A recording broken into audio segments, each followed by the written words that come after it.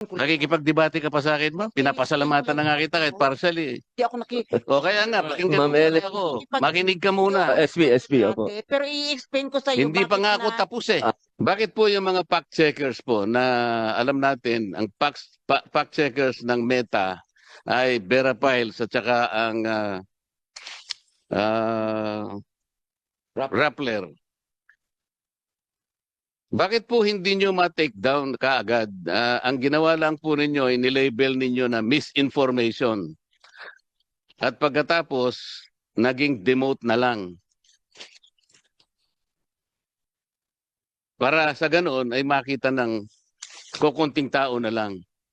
Bakit po ganoon? Paano kayo naging fact checkers? Alam naman po ninyong hindi totoo.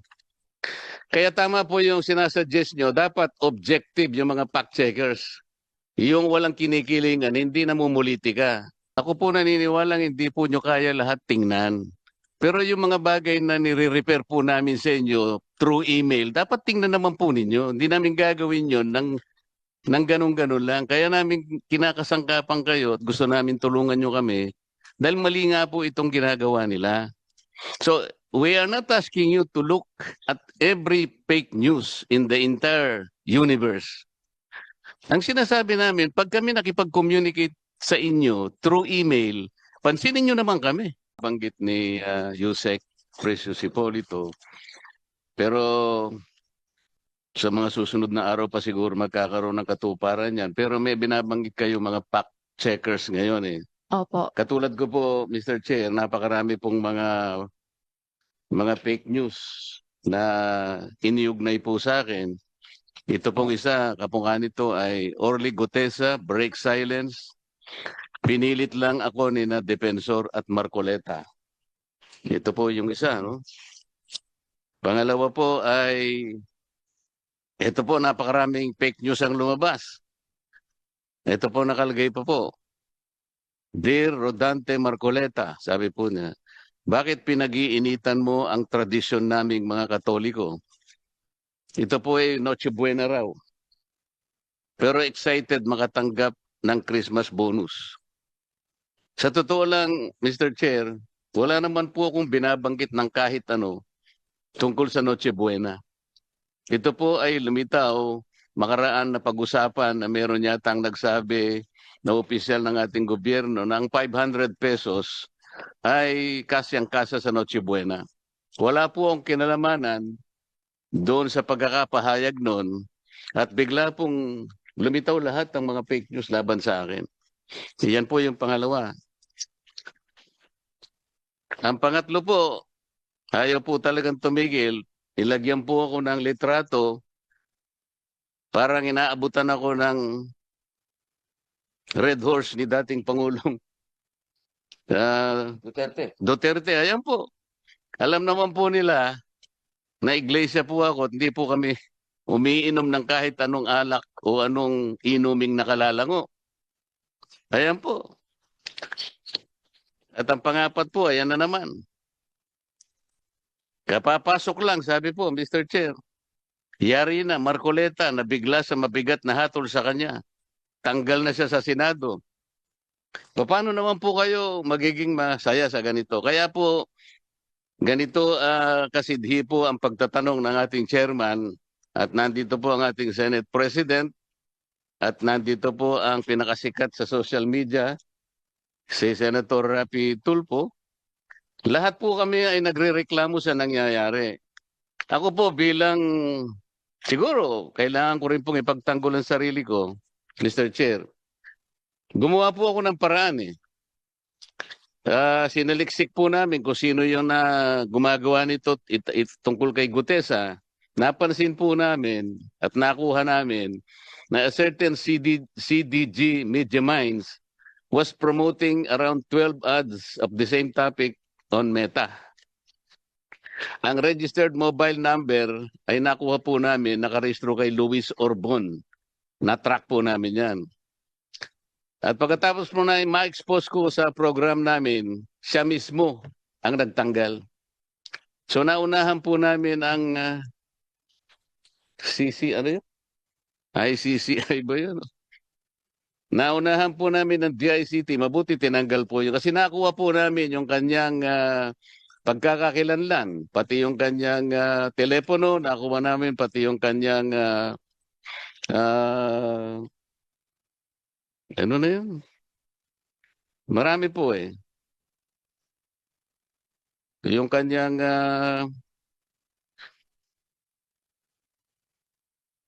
magkakakilanlan sa kanya. Yung, Ginagamit sa Facebook. yung email address po niya, pati website niya, nakuha po namin. Kaya siya na po ang nagtanggal.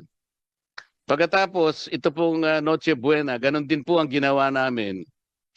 At iniulat din po namin sa aming contact sa Singapore na baka sakaling, ito po, inalis niya rin. Ngunit, ginamit na recycle po para ganun ay makarating na naman sa ibang kaparaanan. Ang problema dito, Mr. Chair, kagaya po na binabanggit ni Yusek Precious kanina,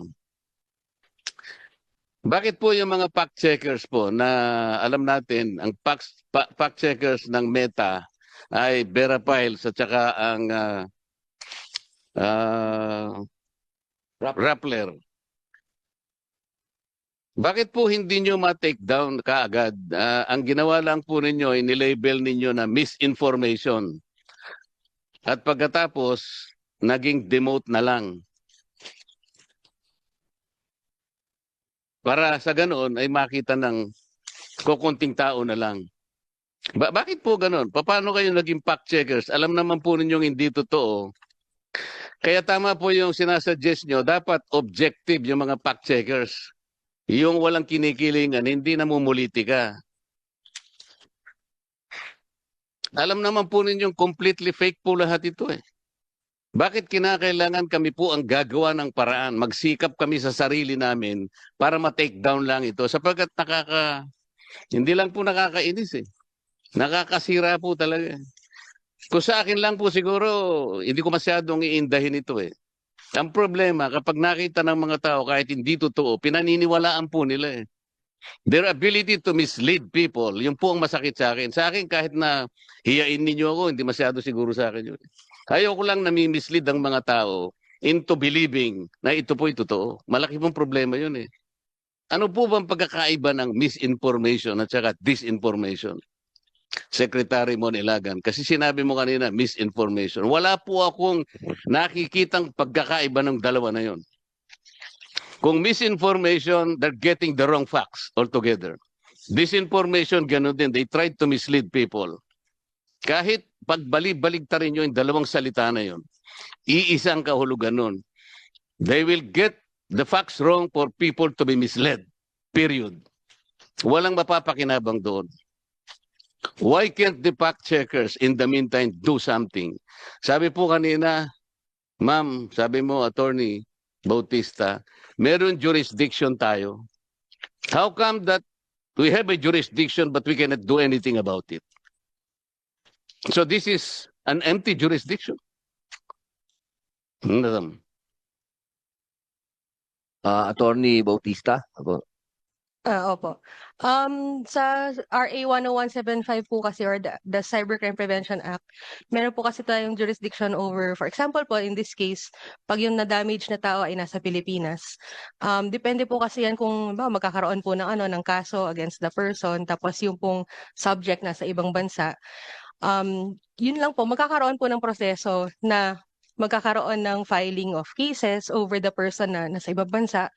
Yun nga lang po, magkakaroon ng iba na namang pag-uusap if may implement po yung kung ano man yung kailangan nating mechanism na para mapa-implement yung mga... Attorney, parang ibig pong sabihin ni Senator Marcoleta, ba't hindi ma-take down kaagad? Opo, parang yun po eh. Parang kumakalat na ba? Kung hindi pa nila ginawa ng paraan na sila na yung magpa-take down, hindi pa mati-take down. Parang ang tagal. Parang wala tayong jurisdiction talaga. Parang ganun. Wala tayong power. Parang ganun po. Yes, Mr. Chair. Bakit sa dalawang pagkakataon nagawa namin? Dahil lamang sa pagsisikap namin na hindi mamislead ang tao. Kami na ang gumawa. Ito po ang paraan, alam nyo naman eh. I-report ng user sa Meta sa Singapore. Meta Philippines delegates it to our third-party fact-checker. From the third-party fact-checker feedback, Meta in Singapore will take down degrading yung mga findings na yun. Bakit hindi nyo magawa yun? Bakit po kami nagawa namin? And we successfully took down at least 2 fake news. Attorney? Tulad din po na sinabi ng PNP kanina, nagagawan po kasi ng request sa mga social media platforms. Pero hanggang dun lang po kasi yung kaya namin gawin, hanggang mag-request. Tapos hindi po Attorney, natin- nagawa nga namin 2 beses. Eh. The question is, how come we did it before you can do it? Nagawa po namin. Pero ayaw na namin pong gawin dahil dapat kayo pong gumawa to protect us. Ang dami po ninyo eh. You are there to simply protect people. Mr. Chair, with Senator Raffy Tulfo? the permission of Opo. Senator Marcoleta, pinag-usapan natin mga fact checker dito. Na first of all, I'd like to thank Rappler because there was one instance na I was a victim of fake news and then nagpalabas ang Rappler ng fact checking and napatunayan na fake ngayon. So ang tanong ko, wala bang agency sa ating gobyerno na tinitingnan yung mga fact checking group at kapag napatunayan na talagang fake, then moto proprio kayong gagawa ng paraan na para ipa-down yun, iti-take down yun. And then number 2, wala bang agency sa ating gobyerno ngayon na nag-check sa itong mga troll farms because itong usong-usong ngayon, itong troll farms. Talamak na talamak to. Are we not doing anything about these troll farms? Salamat, Senator Marcoleta. Salamat, Senator, Mr. Chair. So, anybody would like to answer that? Unahin po natin yung ating mga fact checkers. Okay lang sa iyo, Senator Marcoleta? Opo, unahin po natin ang Vera Files. Magandang umaga po. Alam mo, maganda itong hearing kasi at least marami tayong mapaliwanag kung maraming points na ni-raise si Senator Marcoleta. So, isa-isahin natin. Isa kasi yung papel ng, ano ba yung fact-checking in the first place? Diba? Ang fact-checking kasi ay isa yan sa pagsusuri kung tama o mali yung isang post na lumalabas sa social media. Diba? So, ang trabaho ng dalawa ang official fact checker ng Facebook dito sa Pilipinas, yung Vera Files at saka yung Rappler. Pero ang trabaho ng fact checking ay lahat na gumagamit ng social media may dapat magiging fact checker, di ba? Hindi ka yung ano yan bawat isa can be a fact checker and should be a fact checker pag gumagamit ka ng social media. So, ang ginagawa sa ano kasi sa fact-checking arrangement na tama yung sinasabi ni Senator Marcoleta na ang fact-checking arrangement namin sa Meta, di ba? Kina-classify namin pag may na ano dito? Araw-araw kasi sinascour namin, tinitingnan namin lahat ng mga post sa social media, tsaka alamin namin kung alin doon ang pwede namin ma-fact check. Dami-dami talaga, hindi naman pwede namin kaya lahat. Kaya kailangan talaga bawat isa sa atin magtulungan at magpa-fact check, ganon. So paano namin kina-classify yung priority, di ba? Yung priority na kung anong unahin namin, ganon. Na isa dapat statement of fact, di ba? Hindi pwede kami mag-fact check ng opinion o kaya yung fiction, di ba? So dapat statement of fact ang aming ipa-fact check. Number 2, dapat relevant, di ba? Yung may kabubuluhan sa bayan, yung away ni Ellen Adarna at saka ni Derek Ramsey, no? Kung sino nagsasabi ng totoo, hindi naman pakialaman yan, di ba? So ang pipiliin namin ay ipa-fact check yung may para sa amin yung relevant sa bayan, ganon. Madam, Senator Marcoleta. Opo. let's concentrate, Mr. Chair, on the 4 instances I have cited. Number 1, ito pong ginawa nila tungkol kay Orly Gutesa. Orly Gutesa is a witness in the Blue Ribbon Committee. He was the lone witness. He was the lone witness who connected the dots between Saldico and Martin Romualdez. Ngayon gumawa sila ng fake news. Orly Gutesa break silence. Pinilit lang ako ni Defensor at Marcoleta. So, ang ibig sabihin nito, gusto nilang palabasin na yung sworn statement na ginawa ni Gutesa before the Blue Ribbon Committee is a fake one. So, hindi ba importante sa inyo na i-fact-check nyo ito o hindi? No, you have to answer me. Hindi importante ito. Advice ko lang po, refer nyo po lagi sa chairman. Opo, para po hindi po tayo masyadong uminit, baka umapoy. Gawa ni Senator Marcoleta, yung maganda yun. Yun talaga dapat gagawin ng bawat tao. Kaya dapat mas marami pa ang katulad ni Senator Marcoleta na siya na mismo ang nagpo-fact check. Trabaho kasi yan dapat talaga ng bawat gumagamit ng social media. Hindi ko na kailang, Mr. Chair, hindi ko na kailang i-fact check ito. Alam kong mali ito eh. So tama, sorry. Tinatanong ko po kayo eh. So tama po yung So ginawa kami nyo. pa po ang gumawa ng Recommend. paraan. Imbes na kami mag-rely sa inyo at para lang mapabilis sa meta na i-take down ito. Okay, hindi po namin kino-question kung ano po yung trabaho ng fact checker. Pero sinasabi ko po itong 4 na instances na ikinukwento ko sa umagang ito, pare-parehong peke. Itong pangalawa naman, sinabi ko raw na Noche Buena, walang kwenta. Wala po ako sinasabing ganun. Ni Noche, wala po ako sinabi. Ni Buena, wala akong sinabi. Bakit po sila nagkalat ng ganito? Hindi po importante sa inyo to. Pangatlo po, ayan po, binaabutan po ako di umano ni dating Pangulong Duterte ng Red Horse. Alam naman po ninyong peke ito eh. Hindi rin po inyo pinak-check ito. Kami na naman po ang gagawa ng paraan ito. Pangapat po, ito nga. Nabigla raw po ako, natanggal na pala ako sa Senado, hindi ko pa alam. Madam Fact Checker, lahat po ng ito hindi totoo eh.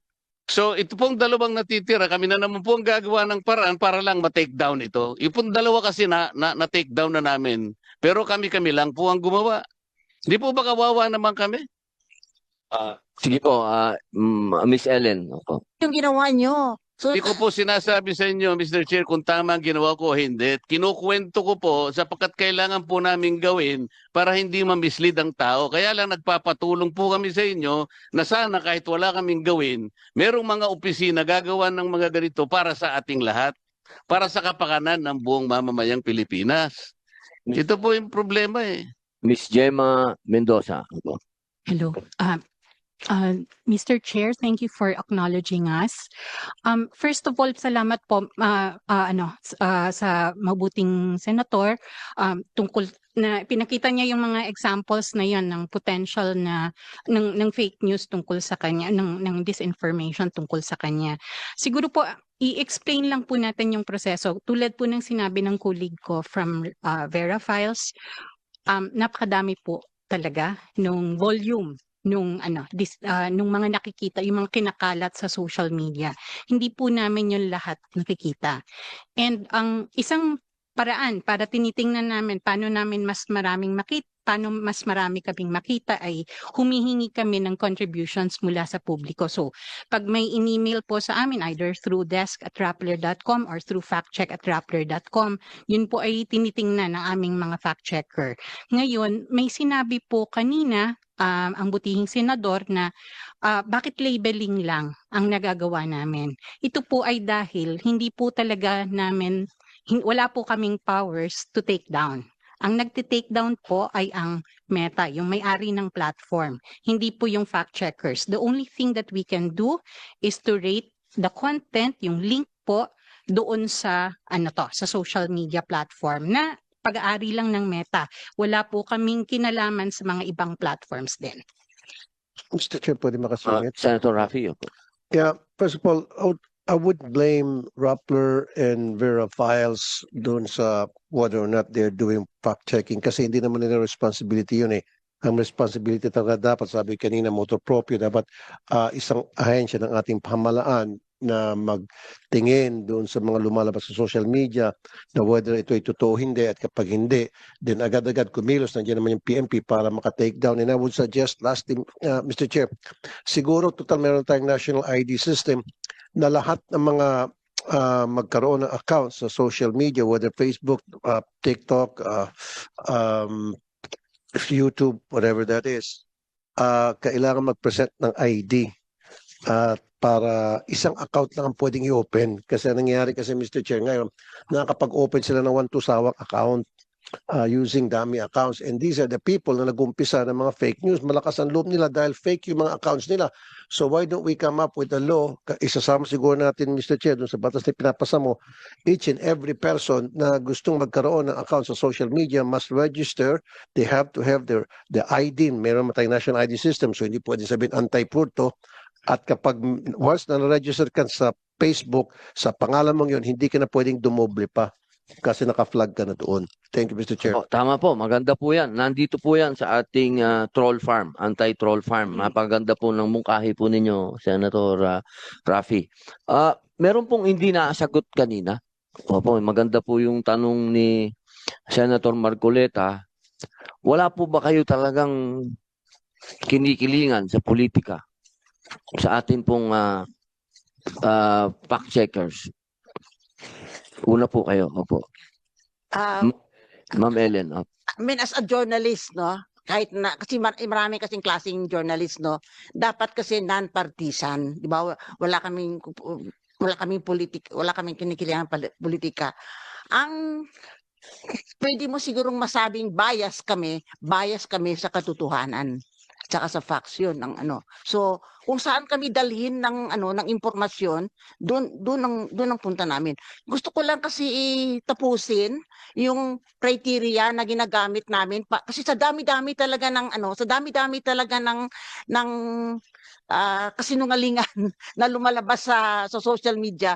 Hindi namin talaga pwede lahat hindi pwedeng iasa sa fact checkers ang laban sa disinformasyon, di ba? So dapat talaga bawat isa sa atin yung lahat-lahat natin gumawa ng ating para. So di ba nasabi ko na kanina na dapat yun statement of fact, yung hindi yun fiction, hindi yun opinion, yung ang dapat namin i-fact check. Ang pangalawa is yun nga yung relevance, di ba? Dapat may Ang pangatlo is that timing, di ba? Yung tawag dito, yung hindi history ang aming ipafact check na nangyari pa nung panahon pa ni Magellan, di ba? Ganon. So, yung dapat timely, di ba? Yung isa pa is that halimbawa po ngayon, Ma'am Ellen, narinig nyo na po kay Senator Marcoleta yung mga bagay na ikinakabahala niya. Yun po ba mabibigyan po ng panahon sa inyo para ma-fact check nyo po yan? Oo naman. Oo. Opo yun. Marcoleta, ano po ang masasabi ninyo? Bibigyan daw po nila ng panahon yung 4 na issue sa inyo. Ito pa kasi. Isa pa kasi Salamat. kailangan yung nasabi namin feasibility. Dapat titingnan namin kung kaya namin yan ma-debunk, ano ba yung debunk sa Tagalog? Mapawalang saysay nyo po. Ano po yan? At least, no? Opo. At least within 24 hours. Kasi ang purpose kasi ng fact-checking is to stop the spread of falsehood para mahinto yung pagkalat. Kasi kung marami namang pwede naman kasi mag-investigative journalism ka na pwede kang abutin ng 1 buwan, di ba ganon? Pero sa fact-checking kasi, kailangan ang purpose mo kasi doon para mahinto yung pagkalat kasi sa... Yun nga po ang gusto po ni Senator Marcoleta. Virality kasi, importante kasi yung in just in a few seconds, nagba-viral yan eh. So, importante, ma-stop mo. So, kung hindi namin yan kung feeling namin kailangan pa maraming mas marami pa kaming kailangan para ma-debunk yun, ganun. Ipapasa namin yun sa team na pwede siguro mag-investigative journalism, ganun. So, Yun ang mga Opo. criteria. Katulad po ngayon, ma'am, nasabi na po sa inyo ng harapan na sinasabi niya fake news yun. Pwede po ba niyong i-debunk Titingnan niya? namin kung mag-fall doon sa criteria. Tapos ito pa, hindi kami nagti-take down, di ba? Sabi ka din ni Gemma, kami ay nagka-classify false, fake, misleading, mga ganon. So, isasubmit namin yan sa Facebook. Facebook ang nagti-take action. Hindi kami Medyo pagka nagdi-delete, ganyan po hindi kami katagal kasi, nagti-take down. medyo matagal yan, ma'am. Mr. Tagal. Chair, Ano naman? Sige po, Senator Marcoleta. Minsan, dun sa 24 hours mo sabihin. dun sa 4 na fake news na aking inilahad ngayong umaga, yung 2 po ay hindi ko na pwedeng pasalamatan ng Vera Files kasi kami po na-take down na namin nang hindi sila nakatulong. Ah, pero kailangan pong malaman po ninyong lahat na bago po namin nagawa yon, ini-email po namin kasi yung Vera Files at saka yung Rappler. Pero yung Rappler, binibigay rin sa Vera Files. Pero napakabagal po talaga yung action. Kaya doon sa unang 2 sinabi kong fake news, kami na po talaga nakipag-coordinate at successfully nagawa namin. Ito pong pangatlo, partially, ay pasasalamatan natin ang Vera Files kasi po kahit papano, ang ginawa po nila, dinemote po nila. Pero hindi entirely po nakatulong yun kasi pag dinemote po yun, ang ibig sabihin nun, meron pa rin pong makakakita, ngunit kokonti na lang. So hindi talaga buong-buo na alisin nila. Yung po yung tinatanong ko sa inyo, madam, ba't kinakailangang i-demote ninyo? Alam ninyong completely fake po ito eh. Talaga pong hindi kayo ang nagte-take down, alam namin yon. Ngunit kapag kayo nakipag-coordinate sa Meta sa Singapore, sila pong magte-take down. Kagaya po ng ginawa namin sa unang instances. Yun po yung aming gustong sabihin sa inyo. Bakit kami nagawa namin? Samantalang kayo ang may direkta pong may communication. Bakit kailangan po natin pagtalunan pa ito? Siguro si Gemma. Miss Gemma Mendoza. I-clarify lang po natin. We don't communicate with, it would be impossible for us to communicate with Meta for every piece of thing that we rate. So we don't do that. Ang ginagawa lang po namin, ang interaction namin is through the platform they have, which is the platform that is made available to fact checkers.